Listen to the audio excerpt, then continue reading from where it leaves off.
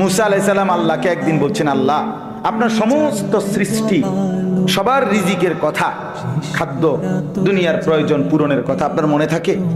আপনি কেমনে মনে রাখেন? আপনি সকলের রিজিক কেমনে দেন? আল্লাহ তাআলা বললেন, মুসা তোমার সামনে একটা বড় পাথর আছে, তোমার হাতে লাঠিটা দিয়ে ওটাতে একটা বাড়ি মারো। তাফসিরে রুহুল মাআনিতে আমি নিজে পড়ছি, আরবি তাফসির। মুসা আলাইহিস সালামকে আল্লাহ বললেন, এই পাথরটার মধ্যে লাঠি দিয়ে আঘাত কর। মুসা আলাইহিস সালাম আঘাত করলেন, লাঠির একটা পাট মানে একটা অংশ পাথরের ভাঙ্গা পড়েছে। মুসা আলাইহিস সালামকে আল্লাহ আবার বললেন, আবার লাঠি দিয়ে আঘাত কর।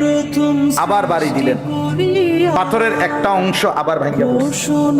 আল্লাহ বলেন, আবার মারো, আবার মারো। 4 বার মুসা নবী ওই বড় পাথরটার মধ্যে আঘাত করছে।